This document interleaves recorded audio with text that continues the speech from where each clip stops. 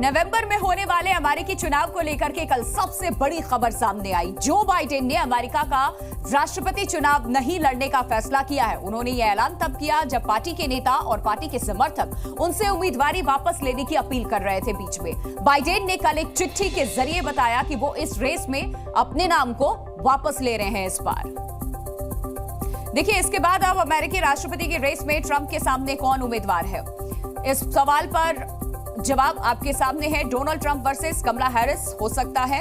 देखिए, अब इसमें एंट्री हो चुकी है कमला हैरिस की, जो कि अब अमेरिका की उपराष्ट्रपति है और बाइडेन ने उनके नाम का समर्थन कर दिया।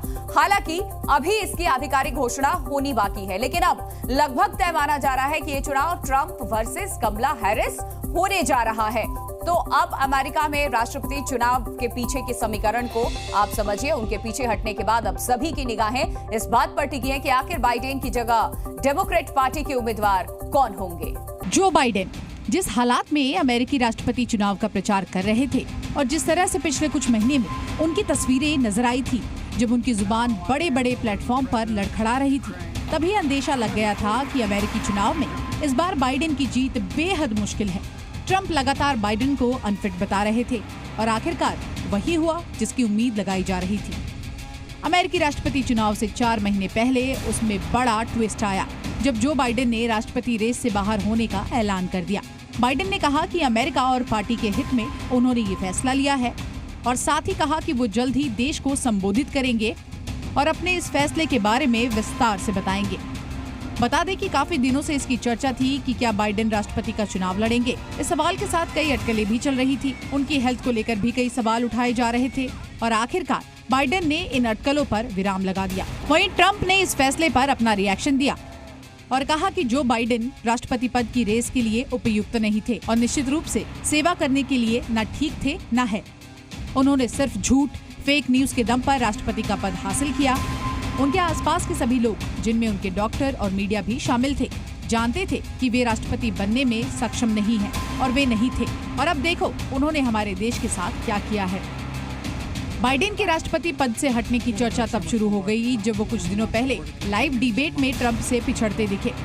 उन्हीं की पार्टी के पूर्व अमेरिकी राष्ट्रपति बराक ओबामा ने भी बाइडेन को नाम वापस लेने के लिए कहा था और आखिरकार उन्होंने इसका फैसला ले लिया।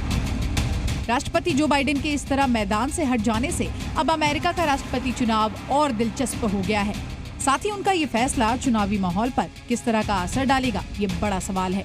एक सवाल ये भी कि क्या ट्रंप की राह आसान होगी। ब्यूरो रिपोर्ट, जी मीडिया।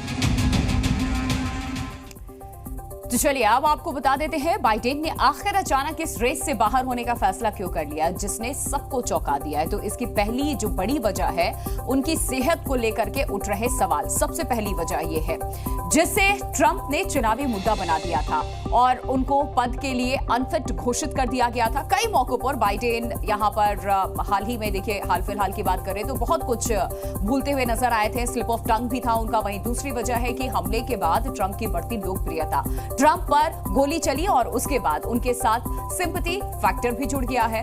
वहीं खुद बाइडेन की पार्टी से ही उनके नाम वापस लेने की अब आवाजें उठने लगी और दबाव जो बाइडेन पर बन गया था। वहीं लोगों में यूक्रेन युद्ध और इजराइल युद्ध को लेकर के उनके प्रति रोष है, जो कि हाल ही में बड़े प्रदर्शनों में दिखा भी था अमेरिका की सड़कों पर। और आखिरी वजह है प्रेसिडेंशियल डिबेट, जिसमें बाइडेन ट्रंप से बुरी तरह से पिछड़ते नजर आए थे, जो हाल ही में हुआ था। जी न्यूज़।